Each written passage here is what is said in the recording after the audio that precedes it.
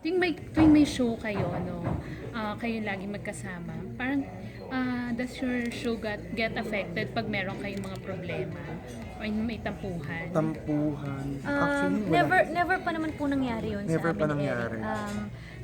Siguro kung may tampuhan man kami, hindi po namin yun pinapaabot sa trabaho kasi masyado kami malapit. Ayun po, syempre nakakahiya naman sa audience namin kung hindi namin sila bigyan ng magandang show dahil lang po sa tampuhan namin, di ba po? Saka lagi lang kaming masaya. I mean, siya yung kumbaga napakasayang kasama when it comes to work and kahit sa mga personal na mga lakad namin. Palagi lang kaming happy. So, never pang nangyari talaga yung may concert kami tapos hindi kami okay. Parang never pa. Excited lagi. Alam niyo po yung tipo na pag may nalaman kaming out of town or out of the country show namin, yung, uy, post meron tayong US yung ganon. So, Excited kami palagi. so hindi, parang wala nang time para magkaroon ng tampuhan po. So mas happy kayo na kayo yung magkasama rather than iba yung kapartner nyo pag may show? Oo naman. Opo naman. Tsaka si Eric kasi isa sa mga singers po na napaka-komportable katrabaho, kasama.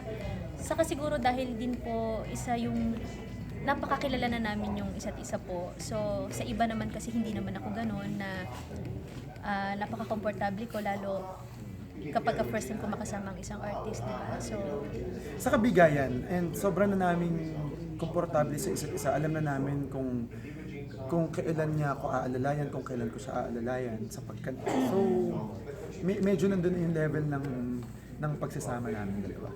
May kinalaman din ng career kung bakit hanggang ngayon hindi nga nagle-level up yung relationship. kung may kinalaman ng career, Yes. opo naman. Kasi sa amin naman ni Eric, syempre mas importante ang career kaysa sa relationship namin. Lagi ko nga sinasabi yun kay Eric, syempre kung hindi naman dahil sa career namin, hindi kami magkakakilala or hindi kami magkakaroon ng maayos na pamilya, di ba po? So, yun talaga yung dapat unahin more than iba. Pero si Eric, may inip factor ba na hanggang ngayon? Inip? Oo. Inip, wala. Wala naman. Kasi Hindi ko alam alam mo, sa kanya. lagi lang kaming, almost everyday magkasama kami. So parang, siguro wala naman label na lang. Parang, lahat na lang ng bagay na pagkakasunduan namin. Kung meron ng mga bagay na hindi nagkakasundo, very little, very few. So, Yes, saka po, di ba, ate, mas nakaka-pressure yung kapag naging kami. Alam niyo po yun, na sobrang naming iniingatan yung ngayon, paano kung magkaroon kami ng commitment? Parang masasayang lalo yung friendship namin, parang magba-back to zero kami. Alam niyo yun, ayoko nang ganun, ayoko talaga. But how secured are you na kayo talaga, yung walang papasok sa eksena, since wala ngang label ang relationship? Kasi si Eric napaka-honest naman sa akin, so kapag halimbawa, ultimo pag may crush siya, alam ko kung sino. So ako din naman, kung halimbawa po na may nanliligaw sa akin, lalo kapag ng showbiz, sinasabi ko naman sa kanya yun. So ganun kami ka-open sa isa't isa. So alam niyo yung trust, hindi mawawala Kasi yun naman talaga yung pinaka-importante, lalo kung kahit hindi pa kami, di ba? Yung tiwala lang. So hindi pa kayo exclusively for each other? As in nagpapaligo ka pa si Eric, nanliligaw sa iba? Ay, hindi, ang wala sarap, no. ang sarap kaya ng feeling na parang everyday ka nililigawan. Syempre pag naging kami, tapos na yun. Pero walang ganon.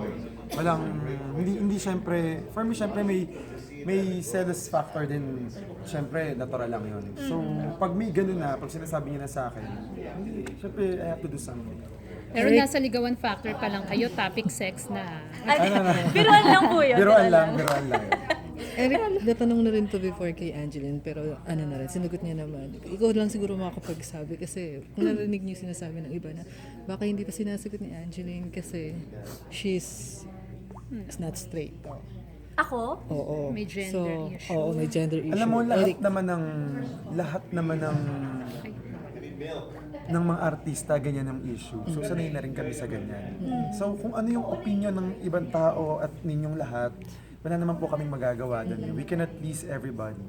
Pero, ang maganda lang doon, maayos yung ginagawa namin, nagtatrabaho kami ng maayos, masaya kami when we're together, masaya kami when we work together. Saka So hindi ko yun pa yung po, pinaka-importante. saka hindi pa kami ganun ka-close ni Eric. May mga issue na about sa gender ko. So, kung sino man po Lahat yung naman, oo, di ba? kung sino man po yung hanggang ngayon yun pa rin ang nasa isip nila, wala naman na po ako magagawa doon. Basta ako maayos ako nagtatrabaho.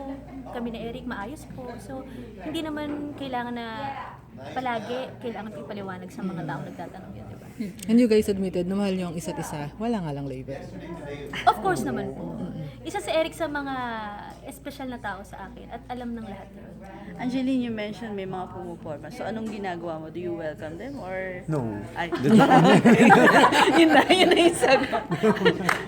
Maharang agad.